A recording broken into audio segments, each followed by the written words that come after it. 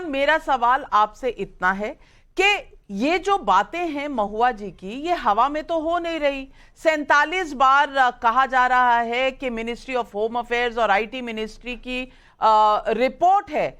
14 बार बाहर गई देश में, और यहां मेरे हाथ में दर्शन हीरानंदानी का एफिडेविट है जिसमें उन्होंने खुद कहा है एफिडेविट में, और मुझसे इंटरव्यू में भी कहा था कि उन्होंने मुझसे डिमांड किया था फेवर देने के लिए और चीजें मांगने के लिए, और इसमें लग्जरी आइटम्स थे और उनके घर के रेनोवेशन का सामान था, ट्रैवल के एक्सपेंसेस थे, हॉलीडेज थे, लॉजिस्टिकल और सेक्रेटेरियल हेल्प था, और डिफरेंट अलग अलग देशों में जाने का हेल्प था। ये उन्होंने खुद कहा है अपने एफिडेविट में। अब ये सवाल अगर पूछे जाएं तो महुआ जी कहेंगी कि मेरा द्रौपदी का चीरहरण हो गया, और खुद उन्होंने अपने वक्तव्यों में, उन्होंने अपने इंटरव्यूज में इस बात का जिक्र किया है कि ये जय आनंद देहद राय उनके जानने वाले थे, अब उनसे अलग हो गए हैं, इसीलिए इस तरह की टिप्पणी कर रही हैं। तो अपनी पर्सनल लाइफ के बारे में उन्होंने खुद बताया है। लेकिन सवाल अगर पूछे एथिक्स कमिटी तो उन्हें ऑब्जेक्शन है, कह रहे महिला से कैसे सवाल पूछ रहे हैं।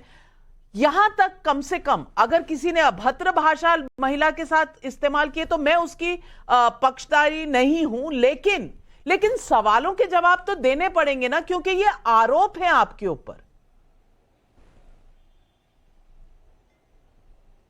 देखिए नाविका जी, इस कमेटी में महुआ मोइत्रा एक अकेली नहीं थी जिन्होंने प्रोटेस्ट किया, आवाज उठाया कमेटी के अभद्र सवाल पे, बल्कि 5 अपोजिशन के मेंबर ऑफ पार्लियामेंट भी थे जिन्होंने वॉकआउट किया, और उन्होंने कहा कि चीरहरण हो रहा था, अभद्र सवाल पूछे जा रहे थे।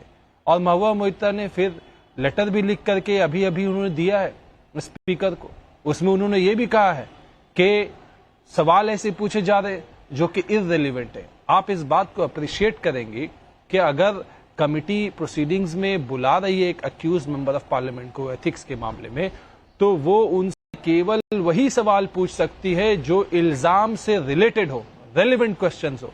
अगर इररिलेवेंट क्वेश्चंस पूछते हैं, जिसका उन्होंने खुद ही एग्जाम्पल दिया कि रात में आप किससे बात करती थी, कितनी दफा बात करती थी, फोन का रिकॉर्डिंग बताइए, ये एक वुमन की डिग्निटी को अटैक करना है, उन महुआ मोइत्रा के नजर में यह अटैक करना है, और उन 5 मेंबर ऑफ पार्लियामेंट जो एथिक्स में कमिटी में बैठे हुए थे उनके नजर में भी ये एक अभद्र सवाल है। और यही वजह है कि उन्होंने वॉकआउट किया। यहां पे उन्होंने उदाहरण दिया कि भाई हमने आपसे टाइम मांगा, आपने हमें टाइम नहीं दिया, लेकिन बीजेपी यही कमिटी है, एथिक्स कमेटी है, जो बीजेपी के एमपी को जब चलिए हर्षवर्धन त्रिपाठी जी, यहाँ मेरे हाथ में जय आनंद देहद राय जो एडवोकेट है, एक उनका एफिडेविट है और एक एफिडेविट है दर्शन हीरानंदानी का। इन दोनों एफिडेविट्स में कब बात हुई, मैंने रात को बात होते हुए सुना, उस बात में यह बात हो रही थी कि कौन सा सवाल होगा, ये सारी बातें जय आनंद देहद राय ने अपने एफिडेविट में लिखी हैं। तो कोई एफिडेविट से सवाल क्या नहीं पूछेगा, क्योंकि ये एफिडेविट ही एथिक्स कमेटी के सामने रखी गई है, उनको सबमिट की गई है। और दूसरा ये दर्शन हीरानंदानी का, जहां ट्रैवल एक्सपेंसेस के बारे में कहा है, लग्जरी गिफ्ट्स डिमांड के बारे में कहा गया है, तो इनसे रिलेटेड क्या सवाल पूछना एथिक्स कमेटी का काम कार्यक्षेत्र है या नहीं है, नंबर 1। नंबर 2, बेहुदा बेशरम अगर चेयरमैन को बुलाया जाए तो क्या ये जो सांसद हैं महुआ मोइत्रा, उनके कार्यक्षेत्र में इस तरह की भाषा होनी चाहिए? और जो अंदर लोग थे उनका तो यह भी कहना है कि चेयरमैन के टेबल पर जाकर लोगों ने अपने मुख के मारे अपनी प्रोटेस्ट को रजिस्टर किया। मैं ये पूछ रही हूं, क्या ये एक राजनीतिक ड्रामा बन चुका है? क्या जनता को कभी सच पता चलेगा? क्योंकि जो मुद्दा है 47 बार एक्सेस करने का ईमेल का और पार्लियामेंट में सवाल पूछने का कैश के बदले में, उस पर तो कोई विशेष बात हो ही नहीं रही। बात हो रही है द्रौपदी के चीरहरण की और अभद्र भाषा की। नविका जी, सचमुच हम राजनीति में कहां तक पहुंच गए हैं कि आज जिस सांसद के ऊपर आज तक के राजनीतिक इतिहास के सबसे गंभीर आरोपों में से एक आरोप लगे, कैश फॉर क्वेरी पहले भी हुआ है, उन सांसदों की सदस्यता गई है, बीच बीच में आरोप लगते हैं कि नेताजी लोग, सांसद जी लोग वो बिजनेसमैन के साथ मिलते हैं, किसी के पक्ष में किसी के विपक्ष में सवाल पूछते हैं, ऐसे आरोप अक्सर लगते रहते हैं। लेकिन शायद ये आरोप पहली बार लगा होगा कि कोई एक महिला सांसद किसी एक कारोबारी से जिससे उसके बहुत अच्छे निजी रिश्ते होते हैं, और वो महिला अपने संसद का लॉगिन पासवर्ड उसको देती है, उस महिला सांसद के जिसके कहें कि जिसको देश की सुरक्षा से कहें, संसदीय लोकतंत्र में जो सबसे बड़ी बात होती है, जिसको हम कहते हैं कि लोकतंत्र की सारी शक्ति कहां निहित होती है, संसद में निहित होती है।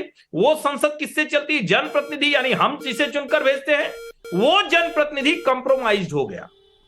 हमें सवाल आज पूछना चाहिए था सिर्फ और सिर्फ महुआ मोइत्रा पर, लेकिन अगर ये तमाशा नहीं हुआ होता नविका जी, तो आप भी महिला होने के नाते बोलते हुए थोड़ा सा आपको बचना पड़ा ना, कि एक महिला के साथ अगर कोई गलत होगा तो हम उसके खिलाफ हैं। हम भी उसके खिलाफ हैं। इस देश में कोई भी किसी महिला के साथ अभद्रता को बर्दाश्त नहीं कर सकता है। लेकिन क्या कोई महिला सांसद जो स्वीकार कर चुकी है, जो बता चुकी है, पूरे देश को पता है कि उन्होंने अपना यूजर आईडी पासवर्ड दिया, और अब वो कह रही हैं कि द्रौपदी का चीरहरण हो गया, अब कह रही हैं कि हमको जिस तरह से वहां परेशान किया गया और वो शेमफुल कहते हुए वो और दानिश अली निकल रहे। आप जरा सोचिए, अगर विनोद सोनकर भी कहें कि एक दलित होने के नाते हमारे ऊपर ये सब हमला हो रहा है, तो क्या संसदीय समिति कोई बच्चों की जगह है कि जहां कहा जाएगा कि ये मोरल हो गया, रात में फोन किया, ये सवाल गलत अभद्र हो गया? कैसी बात कर रहे हैं लोग? ये मैच्योर जगह है जहां हर तरह के कानून पास होते हैं, जहां हर तरह के कानून पर सांसद चर्चा करते हैं। और अगर किसी महिला सांसद के ऊपर इतने गंभीर आरोप लगे हैं, और खुद किसी और ने नहीं कहा, कोई और कहा होता तो शायद उसके ऊपर महुआ मोइत्रा केस कर देती, उन्होंने खुद अपनी चिट्ठी में जिल्टेड एक्स लिखा। अब जो लोग नहीं जानते हैं जिल्टेड एक्स का मतलब, गूगल पर सर्च करें, खोजे डिक्शनरी से उसको।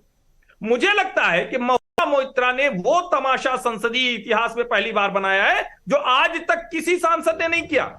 और मुझे लगता है कि अब ये एथिक्स कमेटी के कहें कि दायरे से बाहर निकल गया है, क्योंकि 15 लोग हैं, उसमें से 5 लोग जो विपक्षी लोग हैं आज वो बाहर चले जाते हैं, 11 लोग कुल शामिल हुए थे।